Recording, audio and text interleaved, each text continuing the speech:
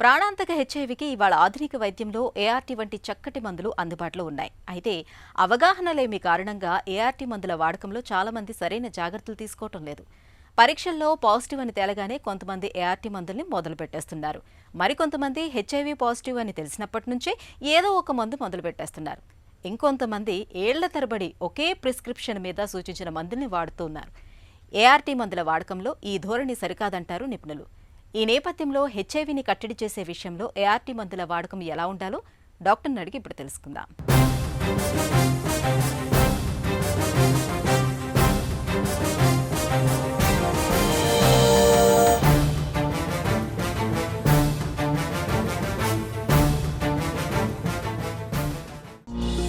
HIV positive అని తేలగానే ART మందుల్ని మొదలుపెట్టడం సరైందేనా?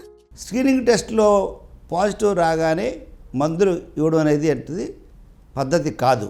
కాబట్టి స్క్రీనింగ్ టెస్ట్లో పాజిటివ్ వచ్చిన తర్వాత ప్రపంచ ఆరోగ్య సంస్థ లెక్క ప్రకారంగా అయితే ఆ శాంపుల్ని 3 రకాల టెస్టులు చేయించాలి. అంటే 3 విధానాల్లో చేయించాలి. యాంటిజెన్ టెస్ట్ అని, యాంటీబాడీ టెస్ట్ అని, కోంబో టెస్ట్ అని చేస్తారు 3 కిట్లతోని. 3 కిట్లలో 2 కిట్లలో పాజిటివ్ వస్తే పాజిటివ్ అని చెప్తారు. స్క్రీనింగ్ టెస్ట్లో పాజిటివ్ రాగానే వైద్యం ప్రారంభించకూడదు. అది నిజమా కాదని తేలాలి ఒకటి. రెండవది, హెచ్ఐవితో పాటు ఇంక వేరే వ్యాధులు ఉన్నాయనుకోండి, వాళ్ళకి వెంటనే మందులు ప్రారంభిస్తే ఫ్లేరప్ అయిపోతాయి. ఈ అవకాశవాద వ్యాధులన్నీ కూడా టీబీ ఉండొచ్చు, వాళ్ళకి క్యాండిడియాసిస్ ఉండొచ్చు. ఇవన్నీ ఫ్లేరప్ అయిపోయి ప్రాణాపాయం జరగవచ్చు. ఏఆర్టీ మందుల్ని మధ్యలో మానేయడం, నచ్చినప్పుడు వాడటం ప్రమాదమా? ఏఆర్టీ మందులు ఒకసారి ప్రారంభిస్తే అకార్డింగ్ టు లేటెస్ట్ పరిశోధనలు ప్రపంచవ్యాప్తంగా వాళ్ళు వైరల్ లోడ్ 0 వచ్చిన దాకా వాడాలి. అలాగే వారిలో తెల్ల కణాల సంఖ్య అంటే CD4 కణాలు అంటాము, కనీసం 500 పైబడిన దాకా వాడాలి. మరికొందరిలో జీవితాంతం వాడాలి. మధ్యలో మానేస్తే ఏమవుతుంది, ఈ వైరస్ రెసిస్టెన్స్ డెవలప్ చేస్తుంది. అంటే ఆ మందులకి లొంగదు, పని చేయదు. అంతేకాకుండా ఏఆర్టీ మందులు వాడినందువల్ల కొందరికి పచ్చకావలు రావచ్చు, కొందరికి లివర్ ఏమో స్వెల్ అయిపోవచ్చు, కొందరికి నరాలేమో దెబ్బతినవచ్చు, మొద్దుబారిపోవచ్చు, మరి కొందరిలోనేమో చర్మ వ్యాధులు రావచ్చు, ఎలర్జీస్ రావచ్చు. కాబట్టి ఏఆర్టీ మందులు నిపుణుల పర్యవేక్షణలో వాడాలి. అలాగే మధ్యలో మానేసినందువల్ల వారికి వారు కోరి ప్రమాదాన్ని తెచ్చుకున్నట్లే. హెచ్ఐవి అని తేలగానే ఏదో ఒక మందును మొదలుపెట్టడం శాస్త్రీయమేనా? ఎప్పుడైతే మనం సరైన మందు ఇవ్వట్లేదో కోట్లాది పిల్లలు పెరిగిపోయి అవి శరీరంలో ఉన్నటువంటి అవయవాల మీద దాడి చేసి, దానికి తోడు కొన్ని కోఇన్ఫెక్షన్స్ అంటాం మేము. అంటే ఈ హెచ్ఐవి కాకుండా దానికి సహచర అవకాశవాద వ్యాధులు అంటాం, అవి కూడా దీనికి తోడవుతాయి.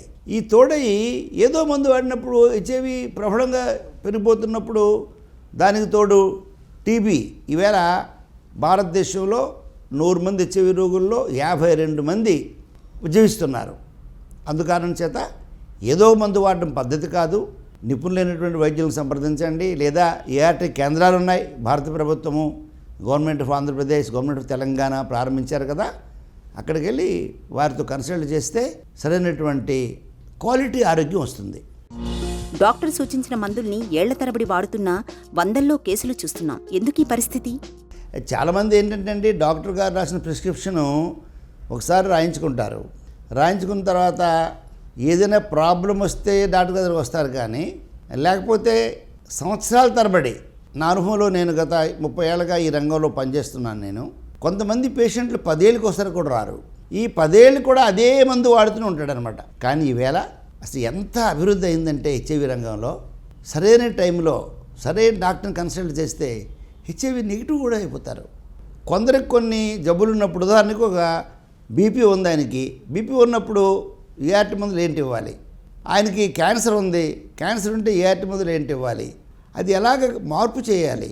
తర్వాత కొత్త మాలిక్యూల్స్ వస్తున్నాయి. ఇప్పుడు అది 80-90 దశకంలో వచ్చిన మందులన్నీ కూడా ఇవాళ ఆల్మోస్ట్ అవుట్డేట్ అయిపోయాయి. కానీ కొందరు అవే మందులు పట్టుకొని వాడుకొని కీళ్ళవాతం వచ్చి మూలపడిపోయిన కొందరు, మరికొందరు అయితే రోజుకి బరువు కోల్పోయి మరి మనిషిని చూస్తే కర్రపొరలా ఉంటాడు, అలా అయిపోయిన కొందరు. మరికొందరిలో ఈ బొగ్గలు ఉన్నటువంటి మొత్తం మజలు పోయి 20 ఏళ్ళ మనిషి చూస్తే 50 ఏళ్ళ ముసలోడ్లా ఉంటాడు. అలాగే మక్క థై మజలు కరిగిపోతుంది అడిగి. ఇవేవి పట్టించుకోకుండా అలాగే తిరుగుతూ ఉంటారు వాళ్ళు. వాళ్ళని చూడగానే తెలుసు ఈయన హెచ్ఐవి మనుషులు అని అర్థమైపోద్ది. కాబట్టి ఎప్పుడు కూడా ఏ డాక్టర్ గారు మందులు రాసినా, ఏఆర్టీ కేంద్రంలో మందులు వాడినా ఒక 3 నెలలకు ఒకసారి లేదా 6 నెలలకు ఒకసారి వెళ్ళి రివ్యూ చేయించుకొని మీరు వాడుతున్న మందులు సక్రమంగా ఉన్నాయా లేవా, అందులో ఏమైనా మార్పులు చేయాలా అని తెలుసుకోవడం చాలా ముఖ్యం. సుఖవ్యాధులు, హెచ్ఐవి, హెర్పిస్, హెపటైటిస్ బి అన్నీ ఒకటేనా? సుఖవ్యాధులు అంటే వేరే అండి. అవి అంటే సిఫిలిస్, గనోరియా, శాంక్రాయిడ్, హెర్పిస్ ఇవన్నీ సుఖవ్యాధులే. హెచ్ఐవిని కూడా సుఖవ్యాధుల జాబితాలో ఎందుకు చేర్చారంటే హెచ్ఐవి 95% విశృంఖల శృంగార కార్యకలాపాల్లో అరక్షిత లైంగిక కార్యకలాపం వల్ల వస్తున్నటువంటి వ్యాధి కాబట్టి దీన్ని కూడా సుఖవ్యాధుల్లో చేర్చేశారు. కానీ గతంలో ఉన్నటువంటి సిఫిలిస్, గనోరియా వాటికి పూర్తి వైద్యం ఉందండి. కరెక్ట్గా మందులు వాడితే మొత్తం నయం చేసుకోవచ్చు. వేరేస్ మీకు ఇవాళ వచ్చినటువంటి హెచ్ఐవికి పూర్తి వైద్యము అందుబాటులోకి వచ్చినప్పటికి కూడా ఇక మన మందులు మానేద్దాం, మానేసినప్పటికీ బాగుంటుంది అన్న మాట ఇంకా పూర్తి స్థాయిలో రాలేదు. హెచ్ఐవి అనేటటువంటి వ్యాధికి ఉన్నటువంటి లక్షణాలు వేరే, దాని వ్యాప్తి వేరే, దాని వైద్య విధానం వేరే, దాన్ని తీసుకోవాల్సిన జాగ్రత్తలు వేరే. కాబట్టి సుఖవ్యాధిగా 100% పరిగణించడానికి వీలు లేదు. కానీ ఇది ఒక వైరస్ వ్యాధి. అయితే ఎక్కువగా దేశంలో యువతలో 21 ఇయర్స్ నుంచి 28 ఇయర్స్ మధ్యన యువతలో 85% మంది భారతదేశంలో హెట్రోసెక్షువల్ ఆర్ హోమోసెక్షువాలిటీ వల్ల వ్యాపిస్తుంది. కాబట్టి దీన్ని కూడా సుఖవ్యాధిగా కొందరు పరిగణిస్తున్నారు. సిఫిలిస్ పుండు దానంతటదే మానిపోయినప్పుడు అది పూర్తిగా తగ్గిపోయిందని అనుకోవచ్చా? సిఫిలిస్ అనేటటువంటి సోర్ అంటే పుండు అంటాం మనం దాన్ని. పురుషాంగం మీద వస్తుంది. వచ్చిన తర్వాతను కొంతమందికి మందులు వాడకపోయినా తగ్గిపోద్దండి. కానీ అక్కడి నుంచి అది సెకండరీ సిఫిలిస్ అని ఇంకా శరీర అంతర్భాగాలకు వెళ్ళిపోయి అది ఎంత ప్రమాదం అంటే మొత్తం నాడీ మండల వ్యవస్థని నాశనం చేయడం, మరికొందరులో ఇలాగుంటే శరీరంలో ఉన్నటువంటి అనేక అవయవాల మీద అది దాడి చేయడం, తర్వాత సంతాన సాఫల్యానికి అది అవరోధంగా రావడం, తర్వాత తీవ్రమైనటువంటి అది ర్యాష్ మాదిరిగా బాడీ అంతా వచ్చేయడం, ఇవన్నీ జరుగుతాయి. కానీ ఈ వ్యక్తి అనుకుంటాడు పుండు మారిపోయింది, తగ్గిపోయింది నాకు అనుకుని మందులు మానేస్తాడు, మందులు వాడకూడాను. ఒకసారి సిఫిలిస్ వచ్చి పుండు పుట్టిందంటే సుఖవ్యాధుల నిపుణులను లేదా వైద్య నిపుణుల్ని కన్సల్ట్ చేసి పూర్తి వైద్యం ఉంది వేళ అది తీసుకోవడం వల్ల జీవితాంతం ఆరోగ్యం ఉంటుంది. సిఫిలిస్ సోర్ ఉన్నటువంటి వాడికి హెచ్ఐవి లేని వారి కంటే 10 రెట్లు హెచ్చుగా హెచ్ఐవి గురవుతాడు.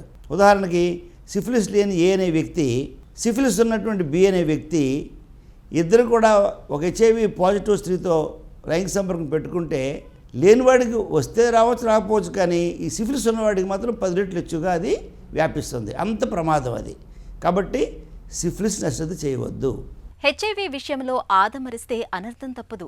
చికిత్సను మధ్యలో ఆపేసినా, మందుల్ని మధ్యలోనే మానేసినా, ఇతరాతర జాగ్రత్తలు తీసుకోకపోయినా రాకాసి వైరస్ మళ్లీ జూలు విదిల్చే ప్రమాదం ఉంది. కాబట్టి హెచ్ఐవిని కట్టడి చేయడమే కాదు, సమూలంగా నిర్మూలించడమే మన లక్ష్యం కావాలి.